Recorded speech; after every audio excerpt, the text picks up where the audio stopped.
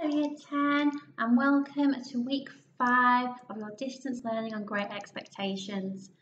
Before we start, I'd like you to have a look at your whole class feedback form which is attached to your learning this week, which will go over some of the answers from the work you did of Miss Havisham. So this week we are looking at Pip's transformation. We're going to consider how Pip's change in fortune alters his character significantly. So, the tasks this week.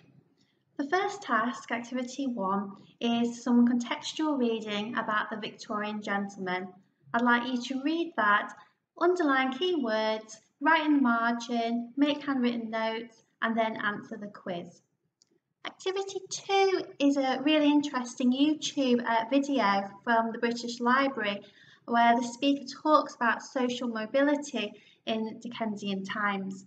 Again, I'd like you to make a few notes on that video that you can use for the future in your essays. Activity 3 is some reading from Great Expectations and you need to make some annotations. Activity 4 is where we really see Pip's change in character when he comes into a fortune. Again, reading and annotations here. And activity 5, you're going to imagine your Pip and hot seat him. Activity 6 is really reflecting as a modern day reader. So we're looking at your response to the text here. And then there are some extra activities on page 8. So, the reading, Victorian gentleman. In chapter 17, Pip reveals, "Biddy," said I, after binding her to secrecy, "I want to be a gentleman." Now this quote really does underpin how Pip wants to transform, to change, and he confides in Biddy here. Why might he want to change? I would like you to read the contextual information to help you understand what being a gentleman means to Pip and means in Victorian society. Then answer the questions. Here is your YouTube link, which I think you'll find really interesting, and all you need to do is write down 5 key points here. Activity 3, so this is from chapter 17, where Pip starts to confide in Biddy about his desire to change in order to woo Estella. This is where he wants to confide in her, he talks about his worries, but he also gets quite angry and emotional. If you can find some quotations to show the following points here, that would be fantastic. Activity 4. Here we see the shift in our protagonist. He comes into a small fortune here and is told about his fortune by Jaggers, who is also Miss Havisham's lawyer.